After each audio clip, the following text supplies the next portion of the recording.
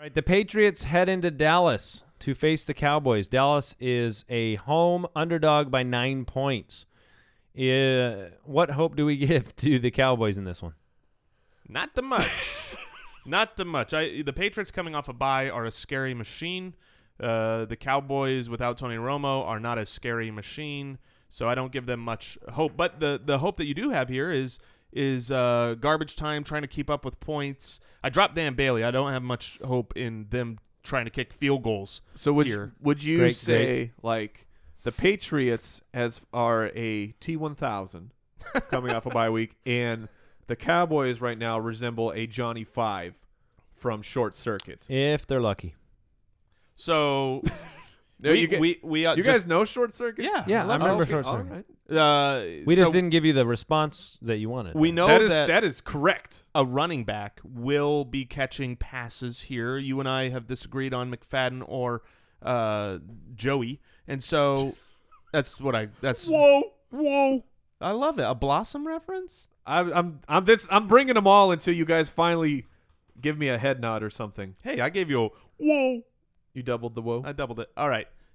So the running back situation here, though, I think is one that is going to yield good fantasy. I believe it's going to be from Joseph Randle, and I think he's going to be a good start just through the air.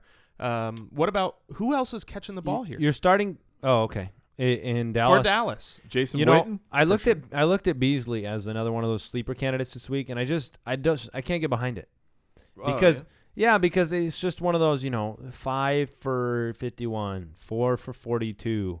No, his odds of getting in the end zone are very low, and I mean, if you're getting a full point per reception, okay. If you need to flex him, maybe take a shot at him because at least he's getting targeted underneath, and maybe he benefits from no Dunbar. That's what if we were talking about which running back catches the ball, we could both be wrong, and it could just be Cole Beasley. Yeah, and I mean, instead of that dump off to the running back, they just get Cole Beasley involved. So we're starting Brady, we're starting Deion Lewis, who by the way just signed an extension.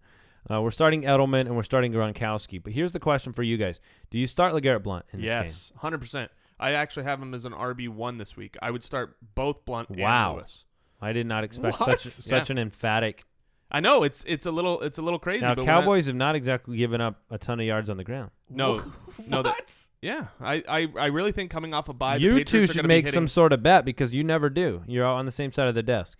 Okay, Let me check my stats here and see what I've got him at. You just said a 1. Well, I think that want might to be a make sure nice I'm bet. right on that. Well, I've got him at 12. I'm not going to bet that he doesn't fall one spot below where I've got Okay, him ranked. I'll give you top 15. Give me an RB2 and above. RB2. You have him at 12, and you Honestly, want you to should make that bet. LeGarrette Top 20 then. Settle it Hold right on. there. You've got him at 42. That's You're not willing to right. make an RB2 bet. You've got him at 42. That's a water bet. Right, Mike? Yeah, that's All right. Water bet. I don't know why I was trying to get it to 20. I don't think he's finishing in the top 20 for myself. But if he gets in the end zone 3 more times, then maybe he will. Yeah, count on it. Broncos going to Oakland to face the Raiders. Can this be my almost? Wait. What? I think the Raiders have enough offense to make this interesting. I think they're young. I didn't push the button. This isn't my upset. What was my upset yesterday? You remember? Yeah, I liked I liked that one. I don't Okay. remember. I don't So, remember what it was, though. It was the Bears over the Oh, Chiefs. yeah. But All right, Derek Carr, we're sitting him. Is that true? We're sitting the guy. Get out of the car. Get out of the car. All right. We talked about Latavius Murray starting. Amari Cooper or Crabtree? Who do you like more? Cooper. I mean, he's got the more talent. He's going to probably get more targets, but I don't love either guy in this matchup against the Broncos and their pass D that's very good. All right, if you're a C.J. Anderson owner and you're not, sitting in the corner of a empty room shaking with sadness, what do you do here? Do you roll him out one more time and just wait? I personally think you do. I think this is a great opportunity. I heard you say that on the radio yesterday. I think this is a great opportunity for C.J. Anderson to get into the end zone. The matchup is strong. I don't think this game is going to be close. I think the Broncos, the defense can shut down Carr at this point of his career. Yeah, you're probably right. I want to believe. I want to believe in Oakland so bad. I'm so disappointed they lost last week. You don't even know.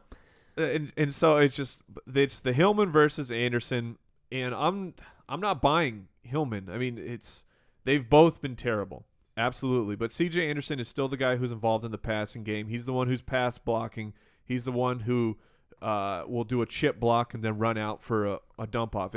That's not what Ronnie Hillman's doing, even though that's kind of the perception that people have of Ronnie Hillman. And Ronnie Hillman is sure. I'm not going to take away the huge run, but without that, they both were terrible. Let me ask you this: Peyton Manning or Eli Manning this week? I like Eli's at home against the 49ers defense. I got Peyton. Okay. I'm okay with Peyton this week. I think I've got Eli this week. Let me check my rankings here. The start of the week at tight end for Jason is in this game, Owen Daniels. Yes, I because love him Oakland is brutal against the tight end position. I do have Eli slightly ahead of Peyton. The finishes of the tight end against Oakland, I believe, has been 1-2, 1-2. They were not doing a microphone check. They were just finishing very high. You're talking about how the tight ends performed against Oakland? Wow. Yeah, okay, so let's talk about Peyton's brother here. 49ers going into New York to face the Giants. Giants are favored, obviously. The Giants could kind of take the lead in the division here. They could. And I expect them to win this game. So what do we do? This is the biggest question I have for 49ers players across the board. What do you do with Carlos Hyde? Because in week 1, he looked like, I mean, we even came on the show and we're like, do we think he'll stay in that top 10 during the rest of the season? And the consensus, I think, was, yeah, he probably will. He's got more than enough talent and opportunity. The opportunity's sliding away when this team is getting down and down by a lot. So, Carlos Hyde, are you rolling him out there with confidence, or are you rolling him out there by default? Rolling him out there by default on the road. I think he's got a higher chance of having a good running game flow if he's at home. On the road to a Giants team that's favored by a whole touchdown, they could be behind. So Carlos Hyde, more than likely, he's going to be in your lineup, but he's not somebody I'm excited about. Probably somebody I'm more thinking of as a flex type of play this week. So across the board, then, running backs in this game you're probably not excited about anybody. I'm never excited about the Giants running Andre backs. Williams, Rashad Jennings, Shane Vereen. Vereen, guess how many pass catches the pass-catching back Shane Vereen has in the past 2 weeks? 0. Yeah, same amount as Vernon Davis. And me. And you. And me. For Carlos Hyde, here's what he's going up against. The top-ranked running defense as far as yards allowed. You don't sound like you're buying into that running defense. Because the Giants' passing defense is dead last. That is a funny position to be in when you're 32nd against the pass and first against the run. It means you don't need to run the ball. I can just pass it over them all game long. The problem is I wouldn't start anybody. Right, I know. For San Francisco as pass catchers, Torrey Smith, Anquan Boldin. Maybe?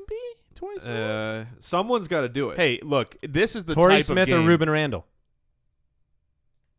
Oh, man. That's tough. I think I would rather have the floor of Randle. Clearly the ceiling is pretty high on this matchup with Torrey Smith. I would not be shocked if he had a 6 for 150 and 2 touchdowns because he caught 2 super long ones. But I wouldn't be surprised if he was 0 for 0 for 0, with Torrey Smith. So what if he was 0 for 0 for 1? Oh, incredible. Well, that means he ran one in. That's true. What? Unless it's a receiving touchdown.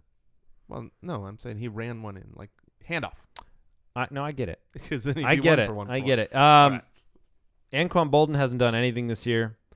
He's sitting on waiver wires in most leagues, and I didn't pick him up to start him. I'd rather start Rueben Randle. So let's talk about the Monday night game, the Steelers facing the Chargers. Now, we'll get a chance on Monday, the morning show, to talk through this a little bit. But let me ask some big questions here for owners that are waiting. If you're starting somebody here, you're making the decision to bench somebody over the weekend. So we need to talk about it. Le'Veon Bell's in the lineup. Antonio Brown's in the lineup. Now, Martavis Bryant, everybody wants to know, do I start him this week? Everybody's been waiting. He's had that little suspended icon next to him on your bench. You haven't got to put him in the IR spot. You're getting the itch to play him because he's back. In fact, this is the Antonio Gates and Martavis Bryant are both back in this game. Yeah, the cheaters. Different sorts of complications there. Cheaters on the law. Sure.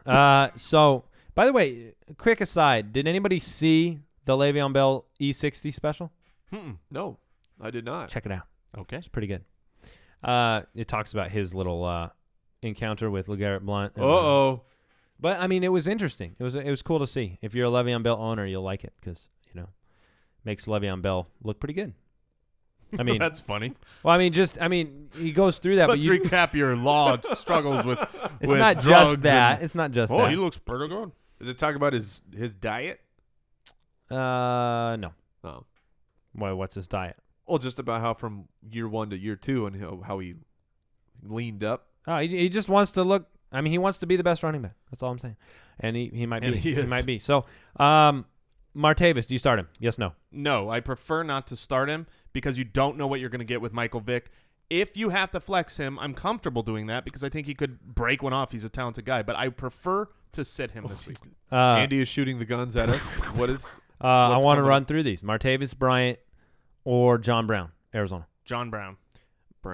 Martavis Bryant or Kendall Wright, Tennessee. Right. Kendall Wright. Martavis Bryant or Dante Moncrief. That was a setup because Moncrief sucked. All right. Martavis Bryant, Travis Benjamin. Martavis Bryant. Bryant or Alan Hearns. I think I go Bryant this week with Hearns a little hurt. Hearns. Pierre Garçon. Garçon. Kamar Aiken. It's completely dependent on Hayden. If Hayden's out, Aiken. If Hayden's in, Martavis. Jason. By the way, Jason is destroying our consensus ranking on Kamar Aiken. Is he? Yeah. What, do I have you him and low I, or high? you and I actually have him around the wide receiver 2-3 range, and he has him. He has him down. I could not at agree 48 or something anymore. If Joe Hayden is out, he is a wide receiver 2. And I like him. He's going to get all the targets, and he's going to be fine. But if Hayden is playing, I don't think Aiken is a good enough guy to beat one of the best corners in all of football. He tips well. He is a good guy. Here's what I will say. I am rising on Aiken even more this week, and this is why.